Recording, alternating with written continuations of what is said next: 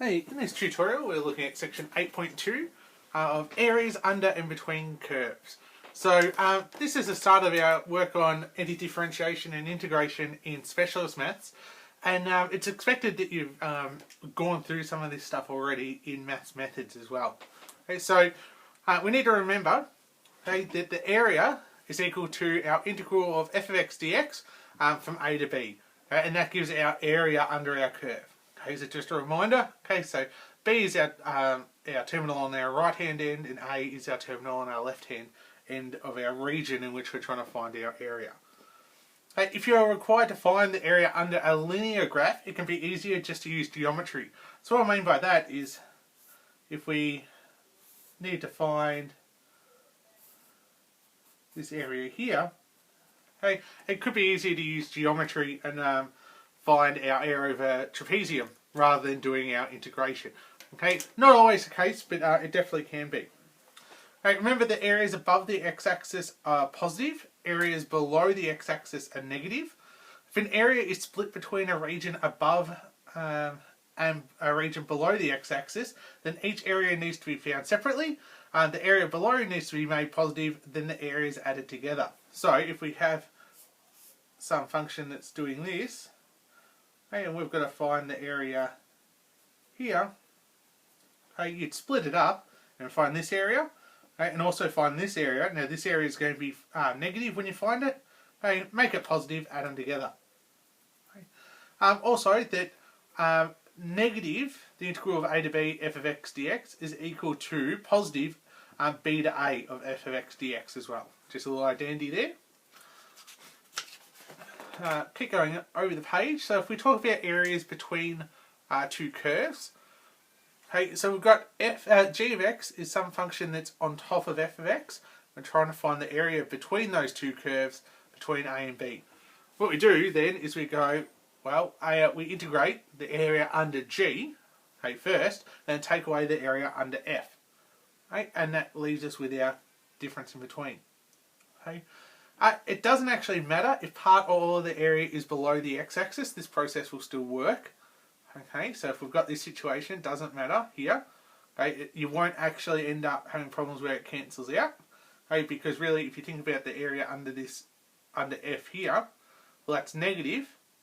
Okay, and then we're taking it away, so it's the same as adding to this area here. So it's simply our integral from a to b of g of x dx minus our integral from a to b of f of x dx. Now, if we have graphs that switch, okay, so which one's on top and which one's on bottom, then we need to split our region in two. So you can see here we start off with g of x being on top, but then we switch at the point C here with f of x. So what you do then is we need to integrate from a to c of g of x minus our a to c of f of x dx, okay, and then we'd have to add to it from c to b of f of x this time minus our g of x. Okay, so it's just those type of cases we just need to split them up into a couple of regions. Otherwise it's not too difficult. Just a bit of a review of our integration techniques. Okay, so we're saying here we've got our original function. This is what happens when we integrate it. So x to the power of n goes to x to the power of n plus 1 over n plus 1 plus c. Okay, so that just means we increase our power by 1, okay, and divide by our new power. That's the idea with our polynomials. Also, before I keep going, you'll notice that all of these have plus c on the end. Okay, that's our constant of integration, and it's incredibly important that you remember to put that on. If you forget to put that on in a SACA exam, you will lose marks. Okay, and the only time that we don't need it is when it's a definite integral, and that means we've got our terminals on there. Okay, in those cases, we don't need our c. Okay, if we've got a x to the power of n, okay, then we do the same thing, and we just go, well, we've got a x to the power of n plus 1 over n plus 1 plus c.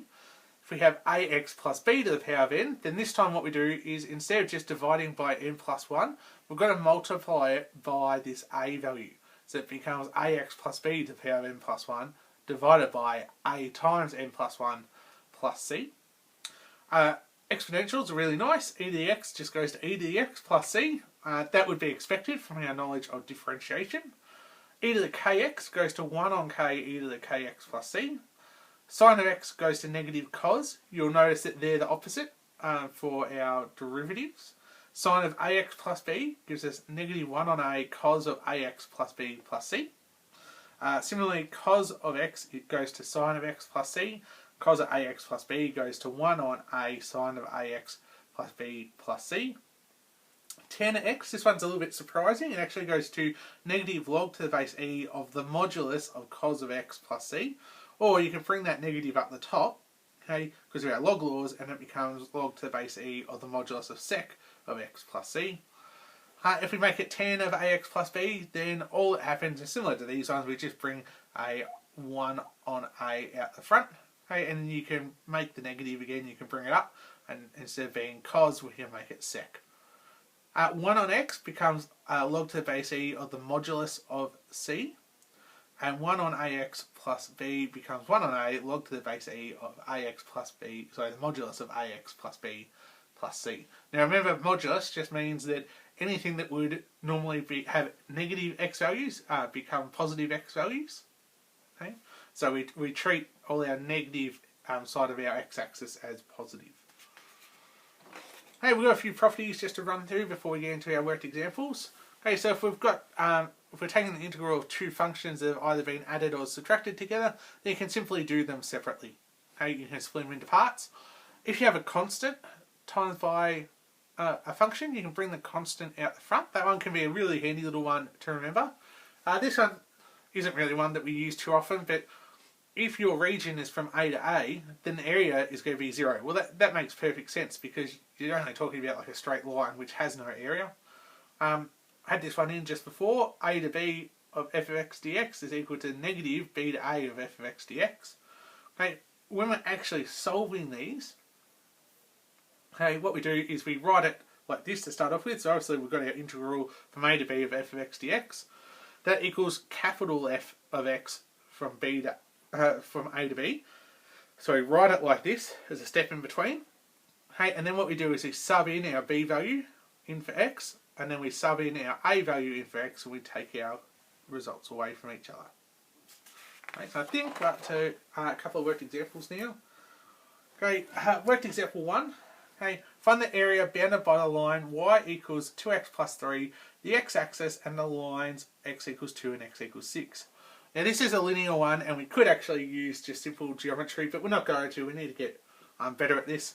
So basically, when we say the area bounded by the line in the x-axis, that means that we're looking at underneath the graph, and the lines x equals 2 and x equals 6.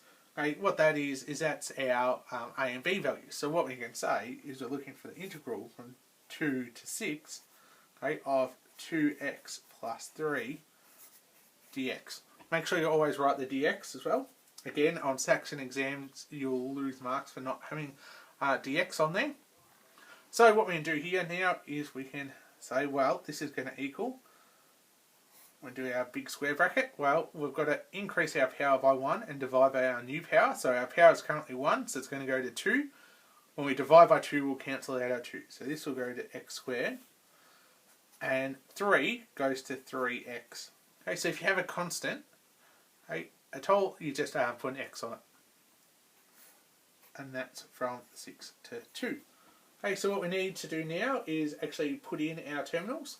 Okay, and that means that we go now that we're 6 squared plus 3 times 6, okay, minus 2 squared plus 3 times 2, okay, which means we've got 36, okay, plus 18 minus 4 plus 6. Okay, so we're going to be 54 minus 10. So just watch your brackets at times. Okay, which means we're going to be 44, and you can put square units. Okay, and that's all there is for that one. So we'll look at worked example 2. Find the area bounded by the curve y equals 16 minus x squared, the x-axis, and plus or minus 3. Now they talk in the textbook about using symmetry. Okay, because we're a quadratic.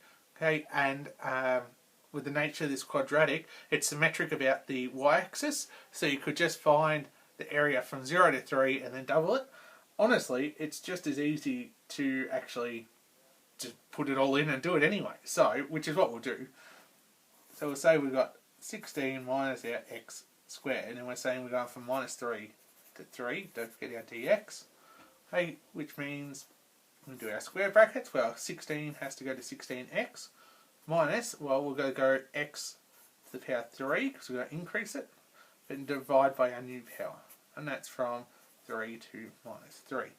So that means we've got 16 times minus 3, take minus 3 cubed over, sorry, positive 3 cubed over 3. And we've got to take away 16 times minus 3 minus negative 3 cubed over 3. Right, so when we keep running through that, let me just check the numbers to make sure that we go okay here. Okay, so I'm just going to skip through a little bit. Okay, so when we do that, we're going to end up with, when you do your arithmetic, it's going to be 78 square units. Okay, so we'll keep moving on. We've got a couple more worked examples to have a look at. We'll look at worked example 3. Find the area under one arch of the sine curve y equals 5 sine of 3x. Okay, so that's fine. That's no dramas with doing that, but the problem that we've got is we don't actually know where our arches are. Okay, so what we need to do is we actually need to work that out. Okay, so we need to go, well, our period is 2 pi on n. Okay, well that's 2 pi on 3. Okay, so we know we get a full cycle in 2 pi on 3, which means we get a half cycle in pi on 3. So what that means is if we do a little graph, remember our sine looks like this, okay, for one rotation. So we know now that in here, that is pi on 3.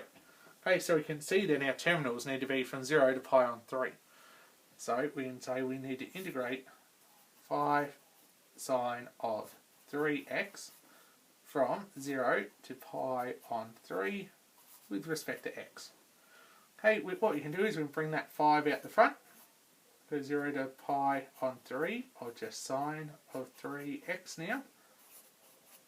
Okay, we're allowed to do that, that's no dramas at all. Okay, which means our area is going to be 5 times. Okay, our sine goes to negative cos, and we've got to go 1 over 3 at the front as well, cos of 3x. We've got pi on 3, 0. Okay, so what we can do is we can actually bring out our negative 1 on 3 as well, so we've got negative 5 on 3, okay, outside of 3 times pi on 3, well that will give us pi, so say cos of pi, okay, minus cos of 0. Okay. So you can see it's okay if I have a constant here. I'm not actually allowed to bring it out before I worry about doing the other part as well. Okay, so that means then that we've got negative 5 on 3. Okay, and we've got from minus 1, take 1. Okay, which means our area, so that's minus 2 times that, which means we're going to end up with 10 on 3 square units. Okay, so we'll keep moving on. We'll look at worked example 6 now. Okay, so you can see I skipped a couple of worked examples. You can have a look at them if you like. Okay, so find the area bounded by the curve y equals x cubed minus 9x and the x-axis. Okay, the problem with this one is we need to do a little bit of work here because we don't actually know what our x-intercepts are. So we've got y equals x outside of x squared minus 9. Okay, so we can go from that we've got y equals x outside of x plus 3 and x minus 3.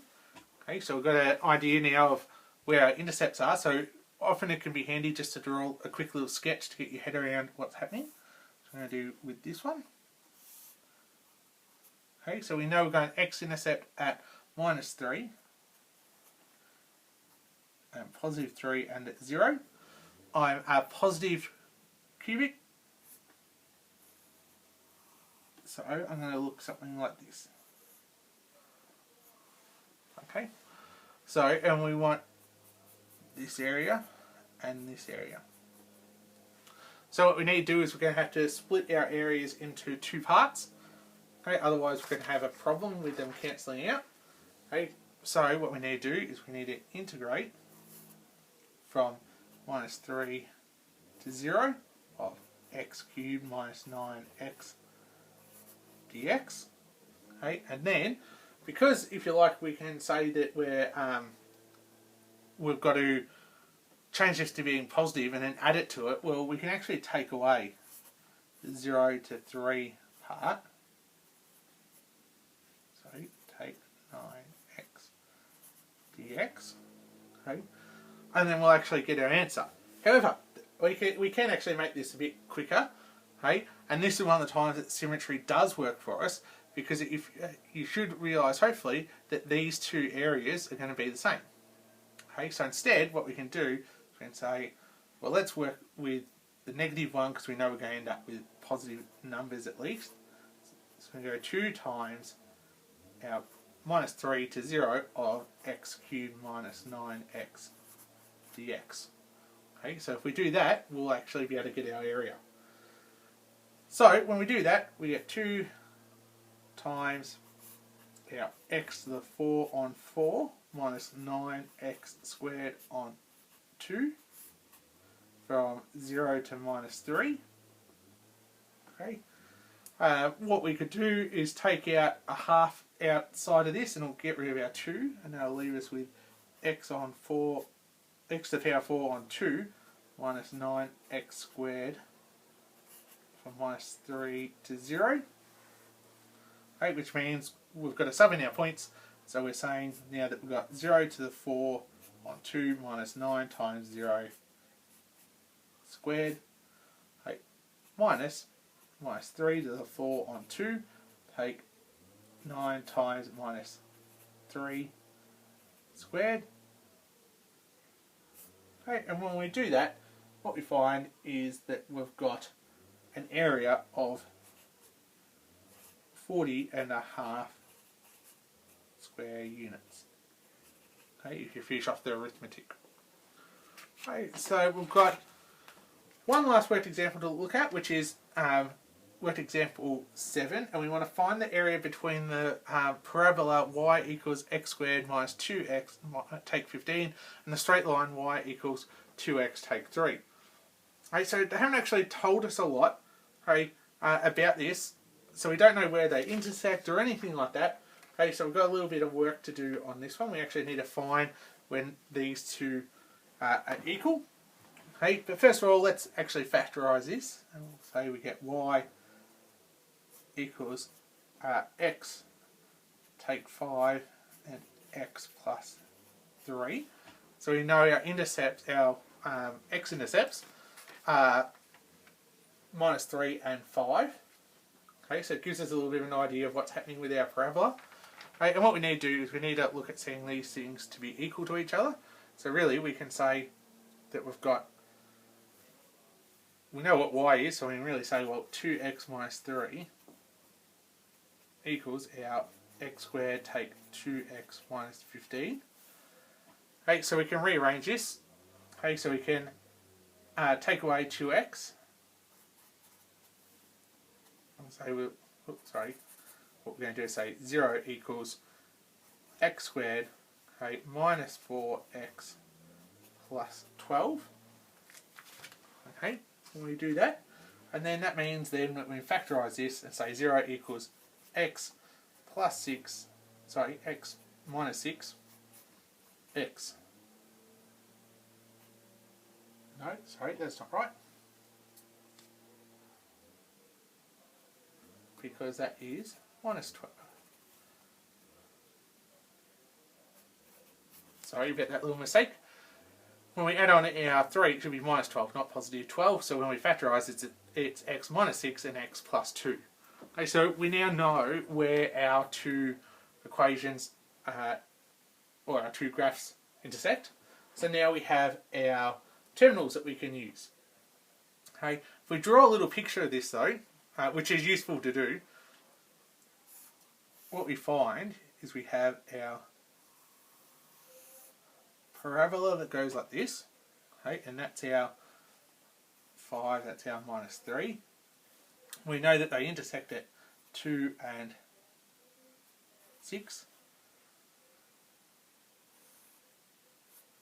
So like this. Okay. We're going to find this area in here. So we can see that this is our area that's on top all the time. Okay. So that works out nicely. So we can say then that, well, we're looking for our integral from -2 to 6, right, of this function, right, minus our -2 to 6 of this function.